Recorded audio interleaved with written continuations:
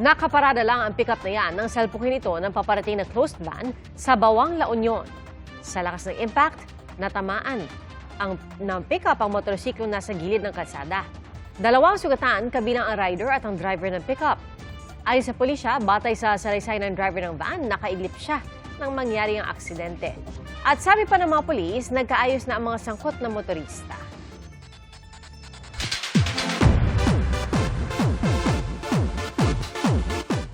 Level up na dance moves sa dance floor ang ibibigay ng mga miyembro ng ilang P-pop group na sasabak sa Stars on the Floor Season 2.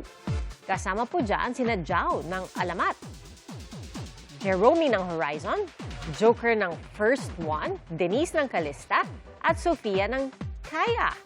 Pag-amin nila, hamon sa kanila na hindi kasama ang kanilang mga kagrupo, pero paraan din daw ito para sila ay lalo pang gumaling.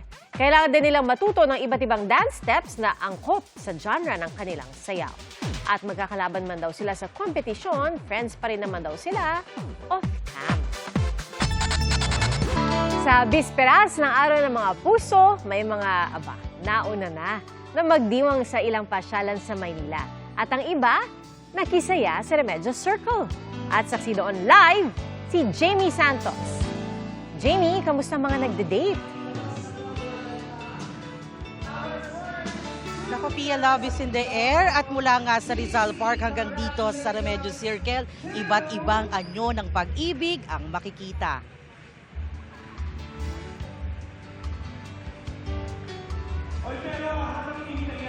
Alas 12 pa ang inaabangang simultaneous kissing.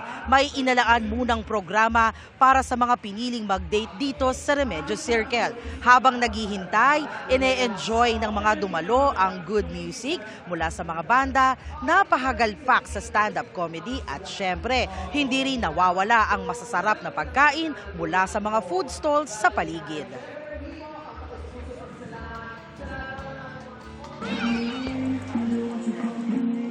Hindi lahat may kadate ngayong Valentine's pero hindi ibig sabihin wala nang dahilan para kiligin. Sa Rizal Park, ibang klase ang lambing na sumalubong sa mga dumaan sa Love Pulse Luneta, Hearts in the Park, na bukas mula February 12 hanggang 15. Dito walang pressure, walang kailangang patunayan. Pwede kang dumating ng mag-isa at umuwi ng may ngiti sa labi. May mga naglalakad na tila sinasabayan lang ang sariling tibok ng puso. Hindi nagmamadali, hindi naghahabol. May mga solo pero hindi mukhang nag-iisa. Tahimik man, ramdam ang gaan.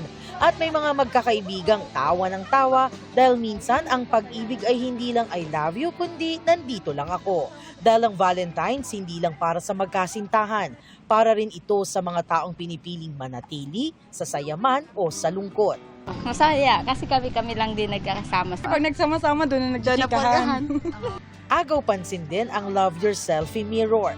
At kahit Friday the 13th, hindi nagpahuli ang ilang magkapareha na mas piniling unahan na ang kanilang Valentine's date.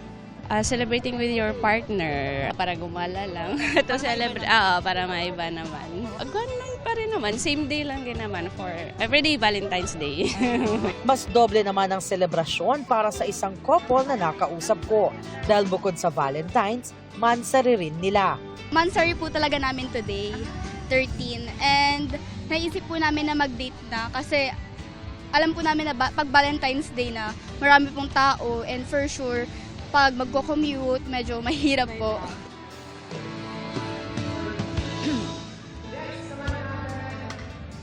Pia, kaya bago dumating ang alas 12 ng hating gabi at ang sabay na halikan, iisa ang sigaw dito sa Remedios Circle. Ang Valentine's, hindi lamang para sa may karelasyon, kundi sa bawat marunong magmahal.